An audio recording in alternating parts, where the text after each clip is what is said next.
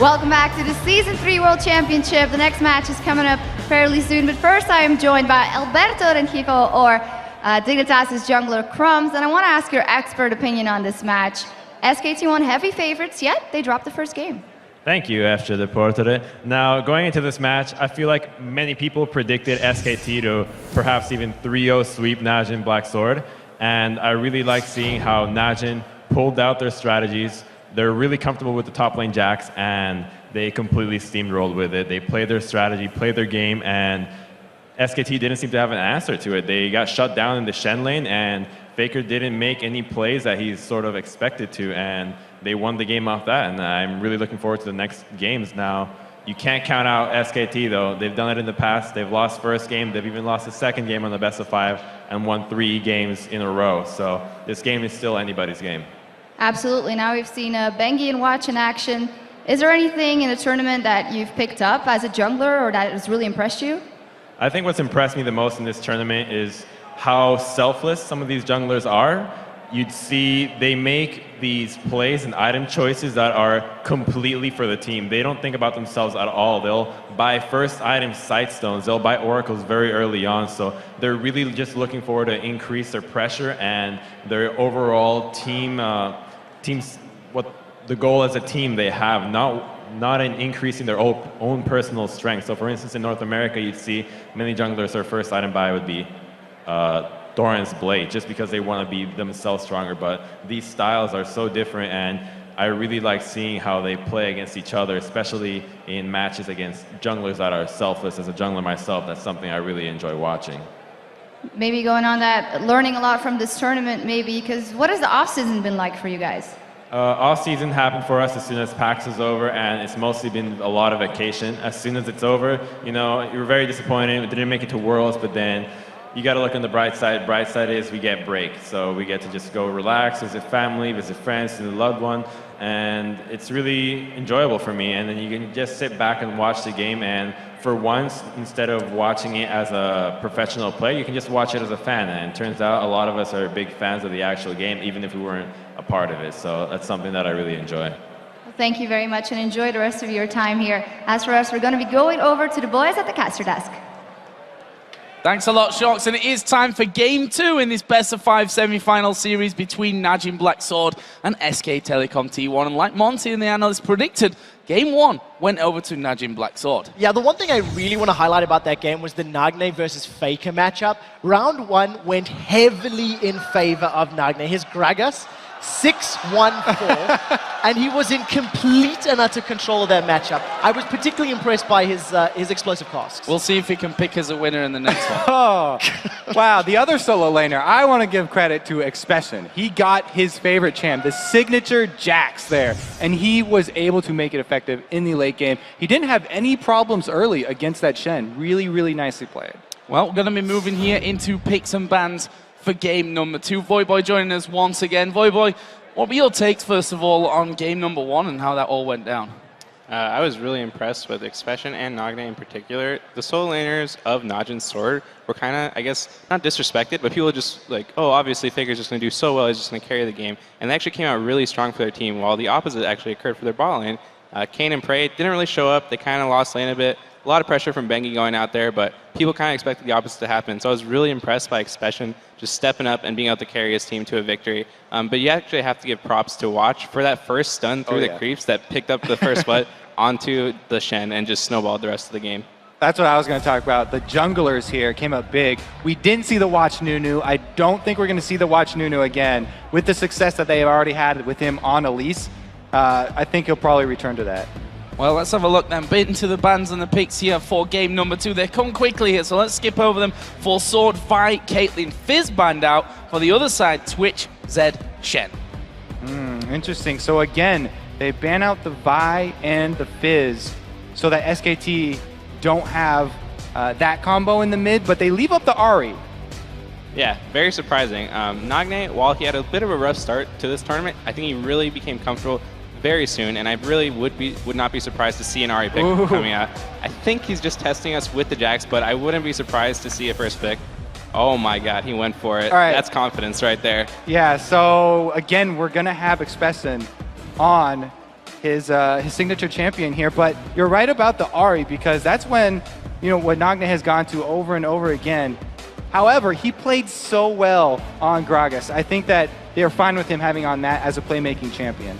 Yeah, for sure. I mean, right now we see them considering picking up Thresh. Thresh would actually be a really good pick versus Najin Sword. It was banned out in the last game, but Kane has been known to pick it continuously when it is up. He picked it all 3 games in the series versus Gambit, and he made a lot of plays picking up kills on Voidal and just being able to snowball their bot lane to victory. So I would not be surprised to see SKT taking that away from them. So let's see if they maybe heading towards that Ahri here, whether they take that one early. Of course, they'd have last pick and be able to counter whatever comes up next, but maybe that's a big priority for them at this stage. I say will be Thresh, and they pick the Lee Sin. All right, I want to return to the Jax just a little bit, though, because we have Voidboy here, the top laner. If you first pick a Jax, what kind of counter picks are going through your mind when you're looking at what SKT are going to go for next? Really looking at Impact's champion pool, I would not be surprised to see maybe a Renekton come out. Renekton has been really the unsung hero of this tournament. He's gotten picked and banned continuously, and Renekton can beat Jax early game, which is what I really think SKT has to do to take home the game versus Najin Sword. If they can't find that groundbreaking just kill after kill early, I really think they might struggle later on. So I would not be surprised to see that come out. All right, so Najin do lock in 2 champions that they've used already. The Elise again for Watch. That's going to be huge. Early game potential, very high on that champion. He also got, he was able to get first blood for his team when they played versus Gambit as well. So he's had very good success on that. And Nagne, we can't say enough about that Gragas. He was able to hold off Faker's lane phase and then make really good picks in the late game. Yeah, for sure. I mean, what we see here is Najin Sword just going for the picks that worked out for them in the last game. They picked up Jax, Elise, and Gragas. All 3 picks going phenomenally. They still have their bot lane available to counterpick whatever SKT picks up, and there we do see their Renekton coming out as expected. Yeah, and Expression actually obviously has played a lot of Renekton himself, but on the other side, Impact also has a 100% win ratio with that Renekton at this point. 3 wins out of 3 for that. What are we going to see coming up here, though? Ooh. Faker looking like he might end up taking out that Orianna this time around. So this time around, he passes up the Assassin. This is one of the very few times in any recent history of League of Legends where Ahri's left up and not picked by either team. But Faker also going to go with a little bit more utility-oriented here, more teamfight-oriented with the Orianna. Yeah, for sure. Orianna has really good counter-engage potential. So right here we see Jax, Gragas, and Elise, 3 champions that want to get in the mix, get in the fight, and Faker's just looking to counter-engage, be able to group them up, and make the AoE happen for his team to follow up on. I'm pretty expected to see the Orianna pick. She's pretty much the safest mid laner you can go for. All 3 of his main assassins have been banned out. I mean, Ahri is still up, but it did not work that well in the last game for them, so I'm not surprised to see him go for that. Wow, so Najin Sword looked like they're going to go with pretty much the same strategy here. And that classic combo, we already talked about how well these 2 champions work together because the Leona passive can be triggered by Corki. He changes it up on the last second on me. Of course, take the words right out of my mouth. Zyra definitely more safe, though, than Leona. He doesn't, that takes off a lot of the early game pressure that they were facing. Yeah, for sure. I mean, Zyra is actually a really good pick here. SKT has picked up Renekton and Lee Sin, 2 champions that want to dive into your backline and just create as much disruption as possible. And by picking the Zyra, being able to throw out that Stranglethorns and just prevent them from getting onto their carries and doing anything is going to be really, really powerful for Najin Sword. They've last picked the Vayne. Piglet going towards his comfort champion. When in doubt, you go for the Vayne, trying a hard carry. Very interesting pick. Corki and Zyra, I think, can do fairly well versus Vayne and Thresh, so I would not be surprised to see them go for a 2v1. Renekton is a very, very good 2v1er. He's very hard to dive. Just can basically farm it out, but I think they might go for the 1v1s just because I think that Renekton pick is aimed at shutting down the Jax early game. So that's probably what they're going to aim for. And if they do aim for that, then that means the bottom lanes matching up against each other. Piglet still holding on to that cleanse, so that is not as effective as the barrier is in those level 2 skirmishes down bottom. And the early edge is probably going to go to that Corki lane there, running barrier. We talked about the fact that SKT are not the best team in the first or maybe second game as well of a best of 5. But if you run the same comp, at least almost the same comp against them, surely that's the best way to let them figure you out. Naj and Sword, I mean, really, they're the ones with the success first, so they're going to stick with what worked. But you're right. If SKT are so good at adapting, they need to win this game. If they don't win this game, then it looks really, really bad for them. Well, thank you very much, Voyboy, once again for joining us and helping break down Champions League. We'll see you back here before the start of game number 3. But for us, we're going to jump into game number 2 as we see if Sword can take a 2-0 lead or whether SK Telecom T1 can bounce back here in game 2 of this best-of-5 semi-final. Well, we are in game right now. SKT this time around wearing the red trunks. We can see them barreling down this mid lane as they're about to clash into Sword's 5-man invade. Remember, in the previous game, both teams went for that deep red side invade. As it stands, Sword have not been spotted up. The Sonic Wave didn't connect. And this is very, very risky as both teams are setting themselves up in a position to challenge. Remember, Kane wasn't there, so there was no grasping roots. The question is it going to connect? The grasping roots goes out. Faker's able to sidestep, and he's in a little bit of trouble. Oh, a lot of damage going in. Expression not quite able to get in there, though, and get the stun off. Could have flashed, but that would have been very, very positive at this stage of the game. He could have traded flashes there. That would be a top lane flash for a mid lane flash, though. And Expression not willing to give that up.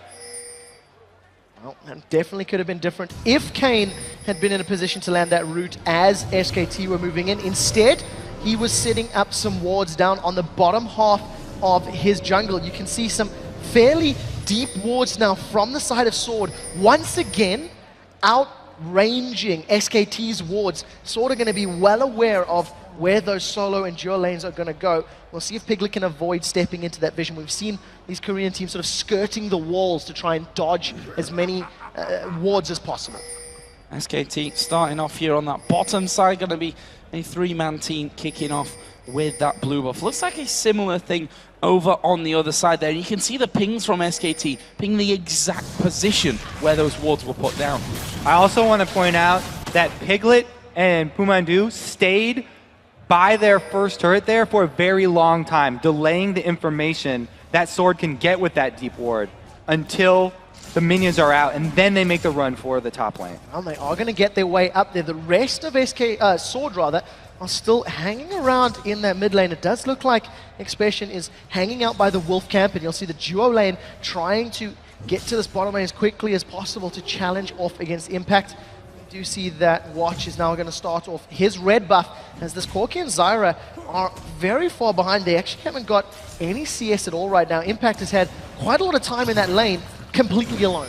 Definitely. The duo here running all the way from the top side of the map down bottom meant that Impact got a nice little boost of experience there with the first free minions in his lane. And even so, the minion wave's still going to be pushing against his turret, so he won't be zoned out.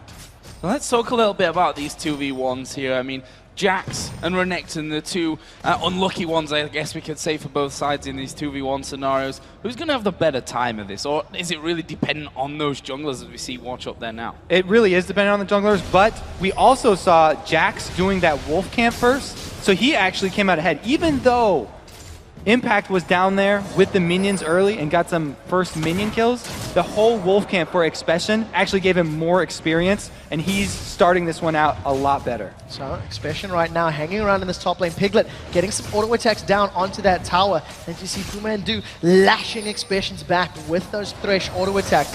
We did see Watch hanging around the top lane, but has decided to back away and is going to move towards this mid lane to see if he can get in behind Faker.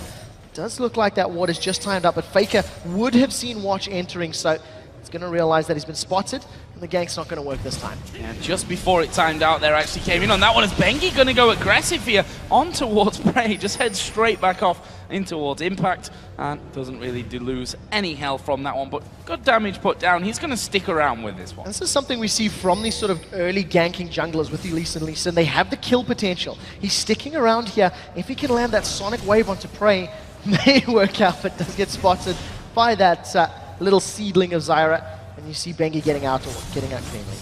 Now, we actually had Elise going for another camp before coming to aid Jax in his lane.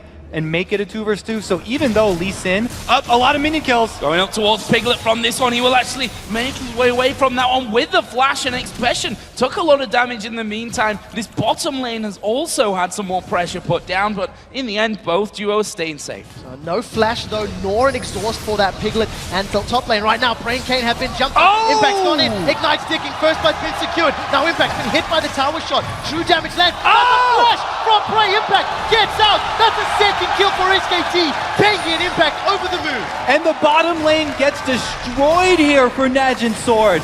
Oh, now Faker's under attack in mid as well. He's managed to dodge that cocoon though, just sidestepping that one cleverly, and that went disastrously wrong. Prey thought he had the damage there to finish off Impact, and well, you sometimes think you have it, but you don't in the end, and that's the real Expression down gets of hooked. Expression is going to get hooked and flung back there a little. There's a knockback from Piglet, but Expression's safe there. Fantastic counter-strike, locking up Humandu under the turret. He's going to get out. Now remember, Humandu does not have his exhaust available, so if Watch is able to get in there, and Expression and him can get onto a target, it could work out. Faker now, landing those auto attacks onto Nagne, having a better work of it right now. They trade Ignite for Ignite. Nagne's down to 100 HP, he flashes. Faker takes a tower hit, does get out, and both mid laners stay alive.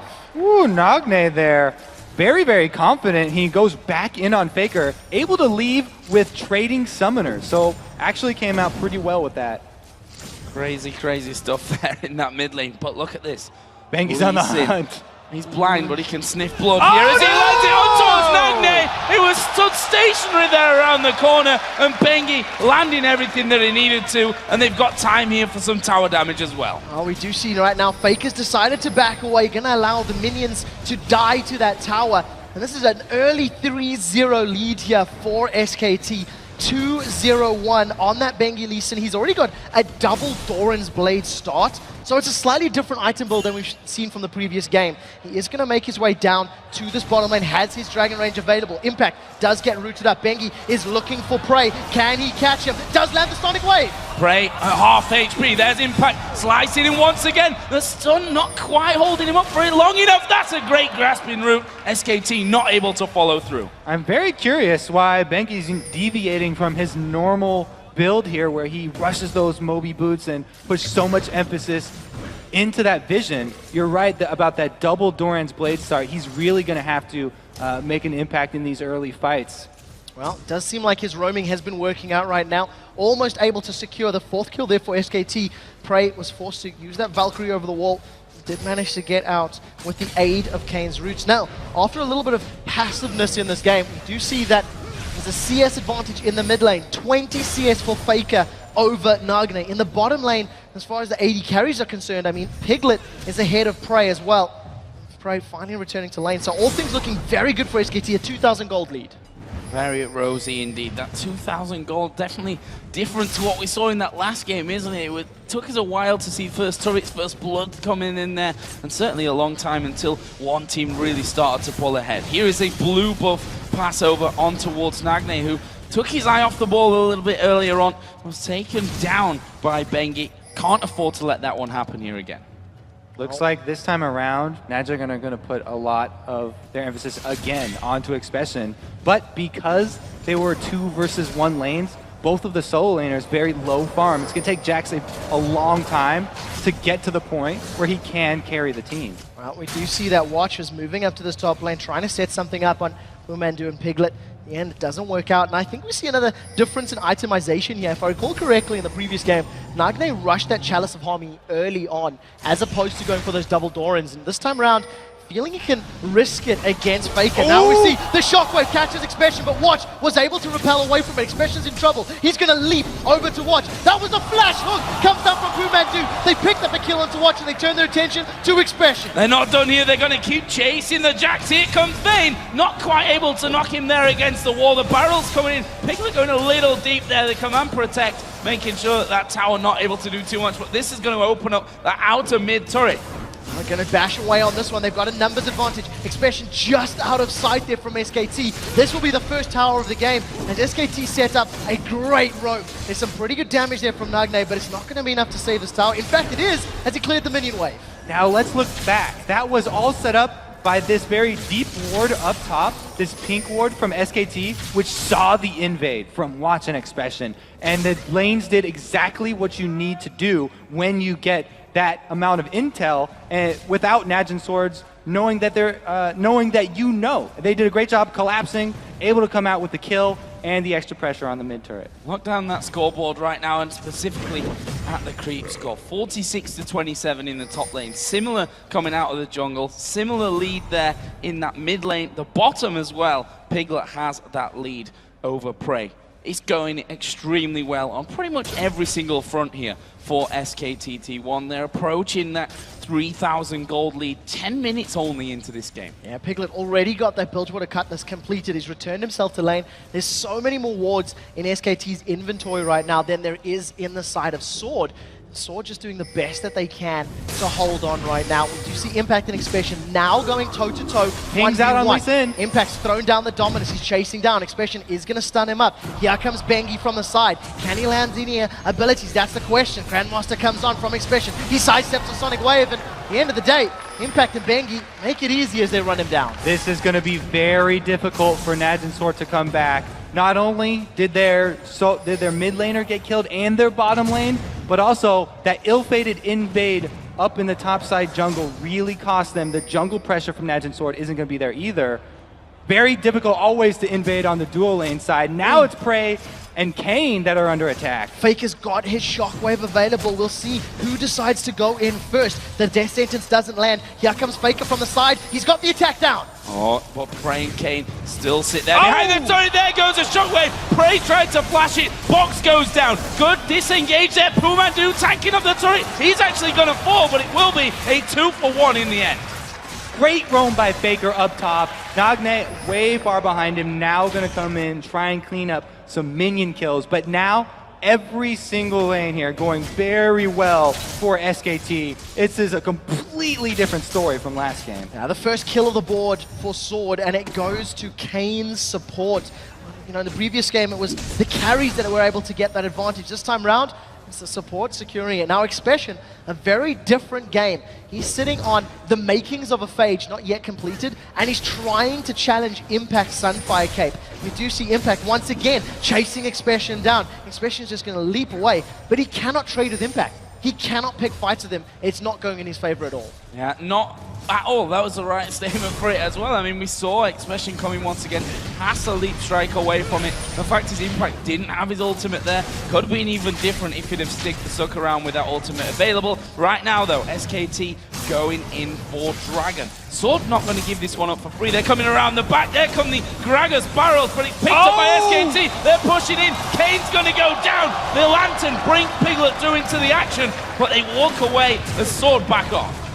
And Najin Sword being this far behind, they can't play the team comp the same way that they played it last game. Last game, they could use all of their cooldowns on just catching one person out and have the confidence that they had the damage to back up that pick with an absolute kill. Ooh. But since they're so far behind this time, they actually don't have the damage to follow through on one of those, and they need to stall it out. SKT right now, running away with this game. Pumandu's thresh hooks have been phenomenal. Right now, Prey is in a little bit of trouble. Fake is coming up from behind, and Bengi is over to his right. Prey does have Valkyrie, but nothing else. Can he get away? He's going to Valkyrie over the wall. Sonic Wave does miss as he sidesteps away. That's a lot of traded damage back, as Expression is now going to get caught up by Piglet and Pumandu, but thanks to the aid of the tower, he's going to survive. Here comes Watch from the side. The Cocoon doesn't land! Cocoon missing from that one. Pumandu is going to thrash them back, but Piglet popping his ulti. He's going to knock them away. Mandu will go down, but will Piglet be able to survive this one? He's going to be forced to flash over the top to the safety of the Lee Sin.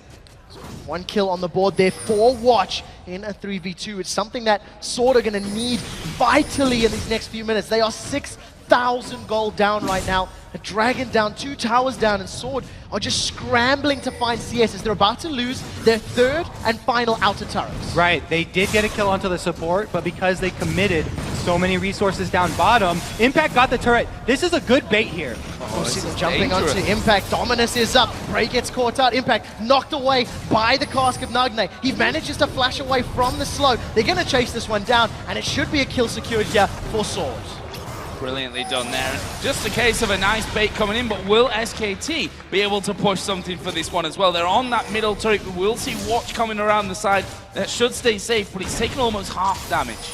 SKT committing pretty heavily to this one, and the duo coming up from bot can close in on them. He Beautiful! manages to repel the Air shockwave, catch him. lands the cocoon, but that's a massive amount of damage from an attack dissonance. That was incredible there, reaction-wise, from Watch. Throws the ward in there, repels away straight out of that shockwave, and he's still able to get a cocoon on them as they try to escape. So nicely done from Watch, but also doesn't really gain too much from that aside from that shockwave going down, which is going to be back on. I mean, it's already a half cooldown already. Right, that duo going through the jungle, trying to collapse. We're not able to get anything out of it, and it opened up the free minion wave farm down bottom for Vayne. Good job securing his red buff there, though. At least Watch is able to get it with the smite. Yeah, Prey was so close to it, but I think that sword was just too scared of that buff being stolen away. So Watch secures it with that smite. We do see now SKT once again just returning back to the lane and pulling even further ahead. It's about a 40 CS difference now between Bengi, Impact rather, and Expression. So Bengi is tied with Watch in the jungle, but that's a 3-0-3. He does have this boots of mobility, which is something we've seen him do traditionally on that jungle lead, but he still hasn't gone from that side stone, which is something he tends to do when he gets ahead. Well, you're going to have to eat your words now because he just bought it. Damn! Going in for that one this time around, and Expression again coming up to this top side against Impact. You can see that Impact, he's not scared of having a go at him from this one. Almost half of Expression's health being taken away. Impact moving in. The stun's going to actually pull Impact here underneath the turret, but it's still Expression losing more health overall. You can see Impact much happier to be on Renekton, a character that can handle Jax 1v1, but it's making him very, very confident. Piglet comes in, stuns. Expression going to go down from this one, and almost a double bait coming in from that. We saw Expression trying to pull Impact in. Gragas was coming along at the same time, and Impact just says, that's fine. We're going to have the Vayne moving in. Meanwhile, Mandu down at bottom is in trouble. Prey's going to do the best he can to chase. Does have his flash. Is using those missiles. It actually catches onto the minions, though. Now Blue Mandu in trouble. We do see Watch gets caught up. The Condemned doesn't land. Watch gets shredded down as Prey was unable to secure the kill in that bottom lane. The rest of SKT now, a 3-man pressure on the tower. And Mandu got away down in the bottom lane, so they didn't even have to give up their support kill. I have to say, the initial top lane fight was also started out because of the 2 pink wards spent up in this top lane that allowed Vayne to come down and know that there was no vision of him. Really well played here by SKT. They're not giving anything back. That's Prey down in the bottom, trying to pick up the first tower of the game here for Sword. Let's not forget that. They've not been able to do that up until now, 17.5 minutes into this one. You see Prey just keeping the minions away from that tower, and that will finally get pushed down. Let's have a look at the overall score and how it stands at this point. 10-3 in kills, 4-1 in turrets, and that gold right now at 7,000, the lead for SK Telecom. The thing that's more scary about that is where that gold is clustered right now. You can see an Athenian Sorcerer's Shoes and a needlessly large rod completed for Faker, in comparison to just that Athenians and those Dorans. A completed Blade of the Ruin King for Piglet, Sunfire Cape, and the Cowl for Impact. They are just so tanky and have so much damage to back up their front line. It's very difficult to see how Sword are going to get their way back into this game, especially if Expression gets caught out. Bengi's going to chase in there. We do see the attack in distance. He's connected with the Sonic Wave. Oh, going to push through this one. Actually kicking Watch away, but there's the shockwave. Expression dives away. The Q will hit him. It's Faker that picks up the kill in the end. Nice chase down. Good job there. Bengi actually dodging the stun and then kicking back, maybe the wrong target right there, but they got the kill anyway, so it was all worth it in the end. Right now, SKT hold onto this lead. Dragon has respawned, and knowing that Expression's not going to be able to jump in to help them out, may decide to go for this one. Instead, they're going to use Dragon as a bait. Sword are going to be aware of the timing. They're hanging around in the bush, and they've started it all. I also really want to point out that Impact is doing a better job split pushing on Renekton than he did on Shen. Even without the global ultimate, the possibility to join his team, he has the confidence in this Renekton to 1v1 people, and he has the ward coverage to back this up. Team there just stood. Not anymore, Pretty much watching Sword go in, come back out. Okay, no problem. We know you're there. I am not scared of you at this point. Meanwhile, Faker and Mandu here coming around the side. Sword, Oh, see that as the he hook got comes it, he in, got and it. there is a steal. Faker says thank you very much and walks away with the blue. Pumandu and his death sentences not only securing kills, but making sure the buffs are secured for SKT. They're completely controlling this game here, and Sword is scrambling to find their way back into this game. They've got Impact split pushing the top lane. They've got Piglet split pushing the bottom lane. And it's a very difficult situation to be in. Faker now, with everything available to him, is staring down the barrel of Nagne's Gragas. As it stands, neither of them have gone toe-to-toe. It's once again, it's been a farm fest for our mid laners, and it's really been about the jungler helping out the other lanes to get this early stage of the game going. So a bit more farm back here on that bottom side for Prey. Trinity Force Sorcerer's Shoes is what he is working with right now. Other side, we can see that Seal now added into the Blade of the Ruin King for Piglet's Fane. And look at this, the start on the Baron. There is a reward there, so I think that they've seen this happening. And Sword are actually closing in now. So here comes Sword from the side. They're aware of this. The death sentence goes out. It doesn't manage to connect though, and Sword are a little bit split up. Faker using the movement speed from distance. Bengi wants to catch somebody. Can he get the kick? The Sonic Wave doesn't manage to connect with anybody though. And he's going to back away, and SKT lose a bit of HP to Baron, but no fight comes to that one. Expression alone in the top lane. They have to be very careful here about the steal that's possible from Naj and Sword. So SKT have to be very careful clearing out all the vision. Right now, they're just trying to bait someone close enough from Naj and Sword that they can grab a pick. What the bait on the hook. Kane, don't take it.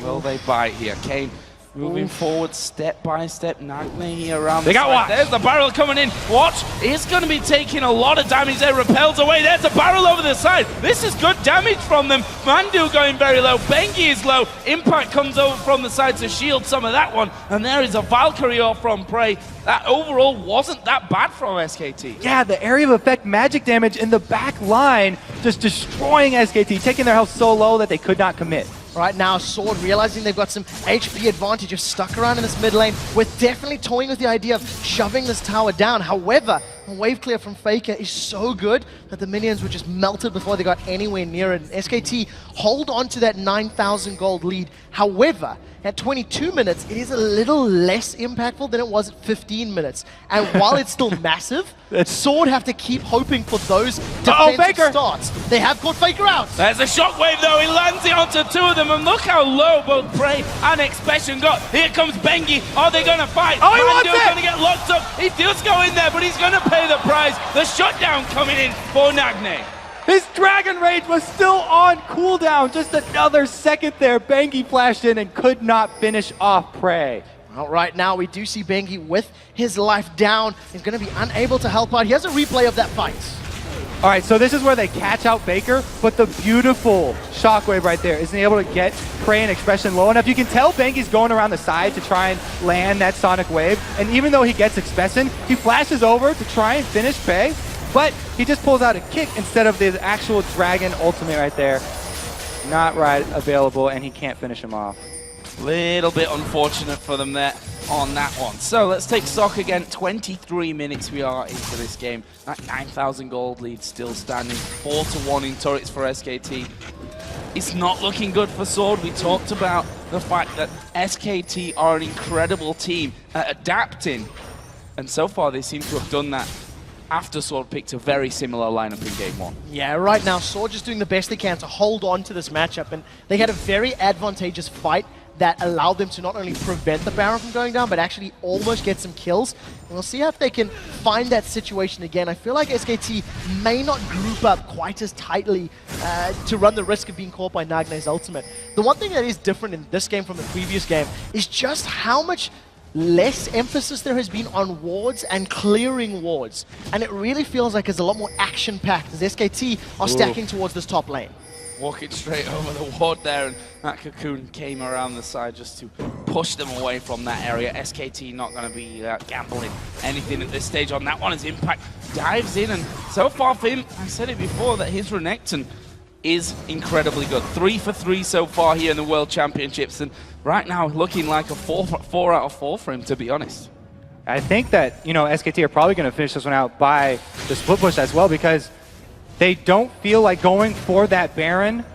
After Bengi right there literally had 1 second left on his dragon kick, his dragon rage, and he couldn't get it off. It doesn't seem like luck is on his side, so they don't want to go with that smite wars, and they'd rather just shove down turrets. Yeah, they're focusing it down. Tower is getting dropped very, very quickly. Barrel comes up from Nagne, but does absolutely nothing. A decent Stranglethorns will interrupt SKT from re-engaging, but here they come! Wow, the shockwave comes down. Prey, he's going to be finished off, and look at Piglet ripping through Sword here. That's 3 men down. Triple kill. Is he going to be able to pick up 4? The barrel comes back. Piglet won't be able to catch up, but it's 4 kills for them coming in. In total, only Nagne stays alive. They're going for the turret. Piglet was so deep right there, he was closer to Najin Sword's base than Najin Sword were, in the middle of 3 people, able to hunt them down and finish them off. This is going to be an inhibitor. The inhibitor has been taken out. SKT tanking up that tower until their minions have conga lined in. Death sentence from Pumandu, running enough interference. Sword, 11 kills down, an inhibitor down, and a massive amount of gold. Here's the fight, Kobe. Let's go back through this one. What a dodge by Piglet right there, getting out back away from the Gragas ultimate, and then they were also able to get around the Zyra ulti. He finishes off the turret, and this is where he goes deep, flashing in, lands the last hit, and now he's tumbling through the rest of the team, chasing every single man down. Amazing, amazing play here from SKT. And they look like well, this looks like a different game completely to that first one. A one-sided affair so far here for SKT. We'll see, though, how they're able to close this one out. We've got Dragon up here. Baron, of course, is still available for the taking. A slightly different itemization here from Piglet as well. After picking up that Phantom Dancer, he's grabbed himself a Hex Drinker, and I guess against the immense amount of burst that comes from Sword, as well as every single member doing magic damage, that makes perfect sense. Now, with the super minions in the bottom lane, SKT are going to pick themselves up a Baron. They've got great control of vision, and this is completely uncontestable by Sword. All right, so they will take the Baron when they have total vision, not only of Baron Pit, but also all the paths leading to Baron Pit. Pretty much the safest Baron you could ever hope for, I think there. Complete control of everything going in. SKT, meanwhile, pushing in for turret number 7 here, the inner turret in this top lane. They cannot defend this one because Expression is still split pushing bottom. Very, very dangerous for them to even be close. Well, right now you can see without the numbers advantage, Sword haven't even tried to challenge. Pumandu was looking for that death sentence from over the tree line and didn't manage to connect with anybody. Right now, SKT, they keep the numbers. There's a 5-man team in this top lane. There are super minions getting closer and closer to the Nexus. They have caught watch. Pumandu decides not to go in. Shockwave is available. If it's going to come down, Faker holds on to it this time around, and SKT haven't exactly jumped on this fight, waiting for the minions to back them up. No need to take a risk here for SKT. They're going to be regenerating all that poke that comes out from Sword slowly but surely, and probably going to put down a lot of damage on their own as things go through. Just waiting for that next wave of minions to come down the turret. There it is. Actually, we saw the flashes going in from that one. Impact having to get himself back away, not quite going to plan.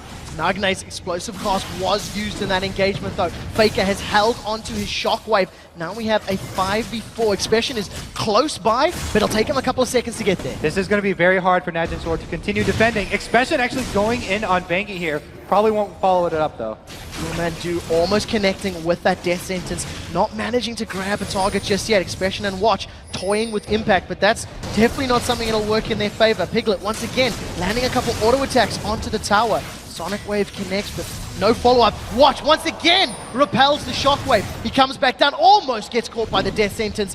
And Pumandu once again applying so much presence around these towers. And they've been able to defend until Nagne's ultimate comes back up. So he's only got 4 more seconds left on that one. The Gragas will be available. If Najin Sword want to make a play, it's going to have to be with that barrel landing in a perfect position so they can follow up with their skill shots AC and chain it. Look at this here from SKT. Going to the top, bit of damage. Mid tower, top tower, mid tower, top tower, exchanging themselves between the two there as those minion waves streaming on both sides of things. And again, they push on towards that mid. There is Expression jumping in. Gonna get a good stun up there. There is a barrel as well. Stranglethorns will knock Mandu. The hookers landed on towards Prey, but SKT going a little bit low from this. Looks like they want to back away. There's the damage onto Watch. He's coming straight down onto Piglet gonna pick that one up. He's now dominating. Now right now, Sword doing the best they can to hold on with 4 members. They've held off for the most part, but Impact untouched. They've caught Prey. Prey's down. Here comes Piglet. He manages to cleanse off the root, manages to pick himself up a kill, and he focuses the rest of the damage to clear out the minions. SKT hammer down the 8th tower of the game and their 2nd inhibitor. Impact is so ridiculously tanky on Renekton.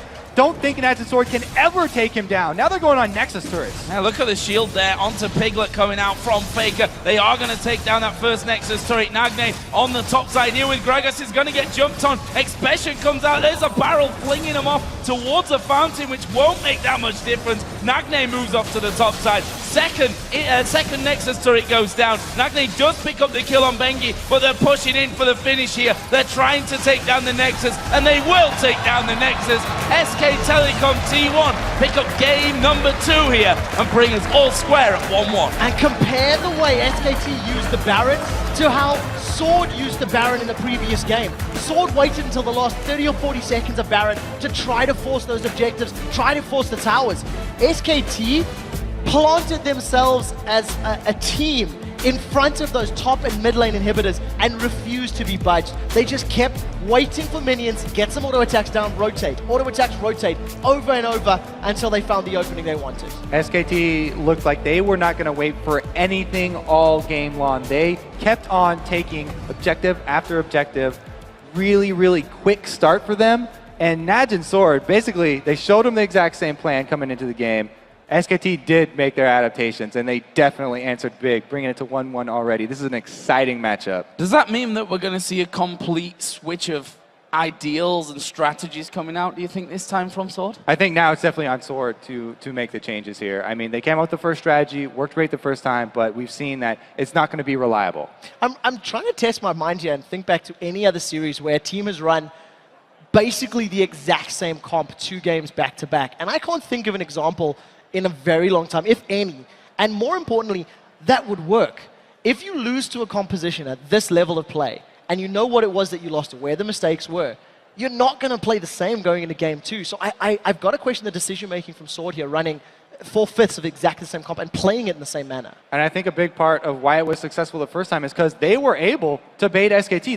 They got them to pick that first pick Shen, which is basically how Jax got to the late game, and they got the super-fed Jax. They had no chance of getting that super-fed Jax this time. Going into the 2v1 lanes, he never got there.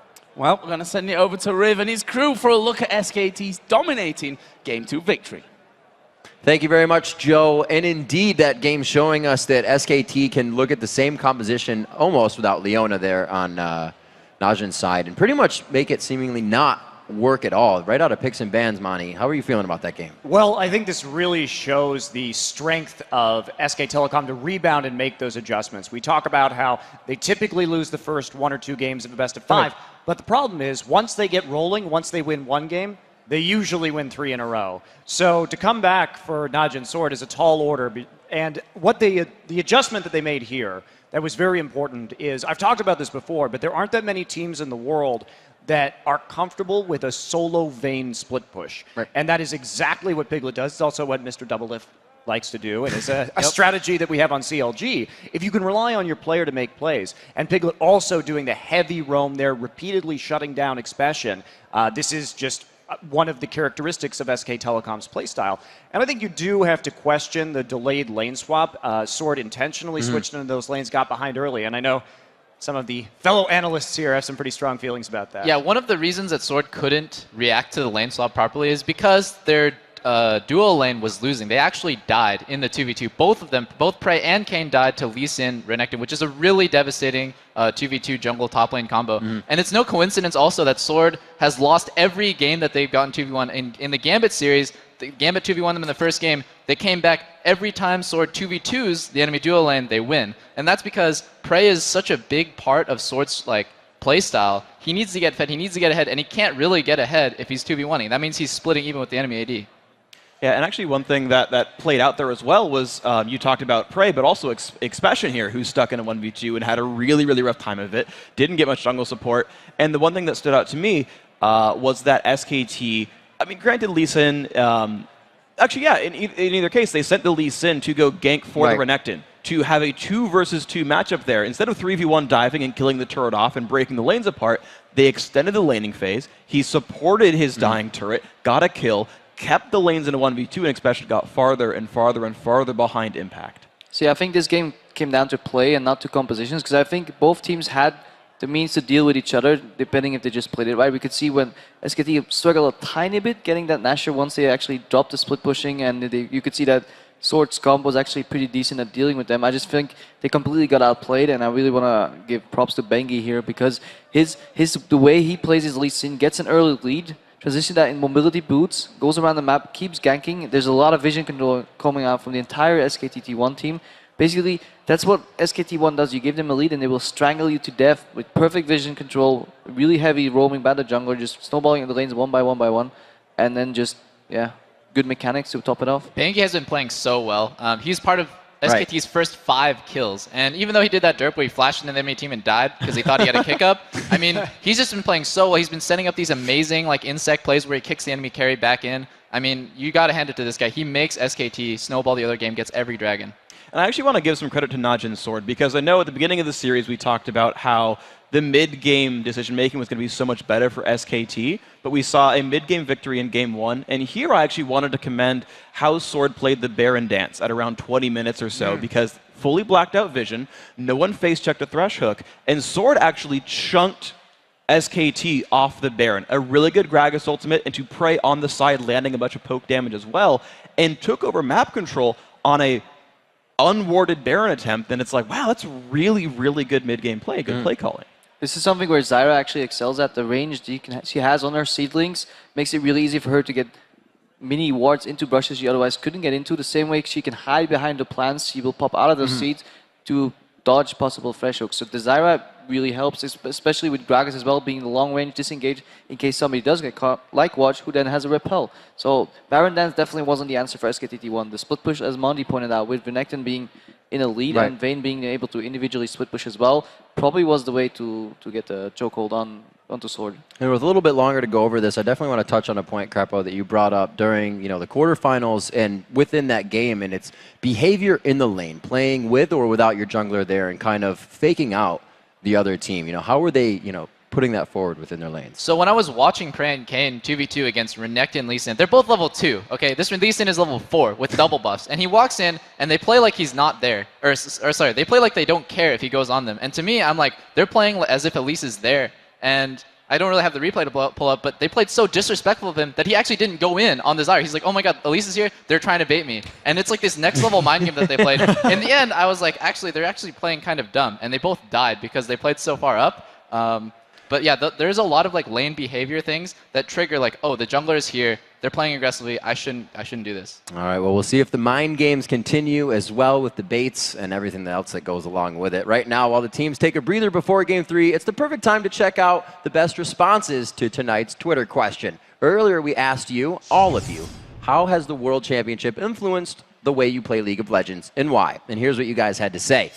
WarX Pro says, it's shown me that confidence and trust in yourself and your team is absolutely fundamental to winning. And I think from the beginning of broadcasting, any team would have told you that, and it's huge. It really is, and we saw that actually, especially from SKT's games, both in their group stage win over OMG, that final game, as well as this match here, is ruthlessness. Is we caught someone, everyone go win, we'll capitalize, don't worry about it. And being on the same page and starting those fights has worked really well in a lot of cases. Yeah, you say ruthlessness, and I kind of translate that into, like, these teams have no hesitation. When I look at SKT1, they have no hesitation to make plays. It's because they trust that they have the ability to make this play, and they trust that their teammates will follow up accordingly. And everyone's on the same page. The second this happens, I'm going to react with this. All right, Koshi93 says, all these great dives have made me a more gutsy player. As Doublelift was just saying, I used to be way too cautious. It's really paying off for me. That's kind of a double-sided coin there, but Crepo? To be fair, to learn diving, you have to fail at it many, many times. So this is true. I do hope for that player that he watches it a lot before he tries it, because knowing from experience, you will have some mishaps happening. Yeah. All right.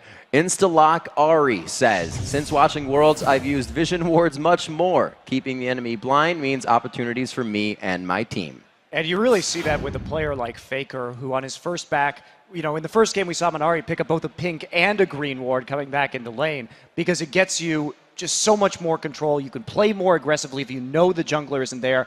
If you can deny a ward as well, it makes the other mid laner play really scared because they don't know if your jungler's So, all about wards, right? Double it.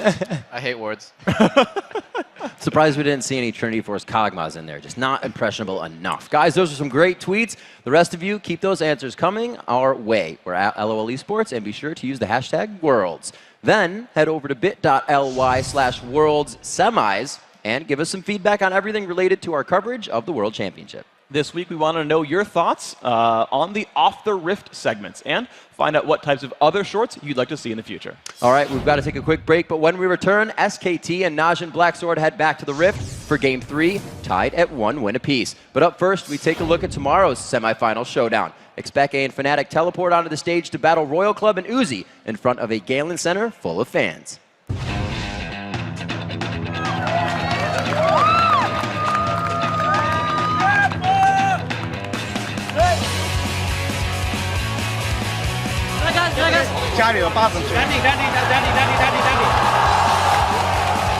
It's really crazy when you can look and see people everywhere cheering and going crazy.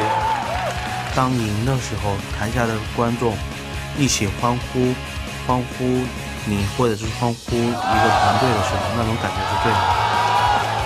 I think it can work more to our advantage than theirs because we are really used to playing in big stages and having a lot of pressure. And yeah, I don't know if they're all really used to it.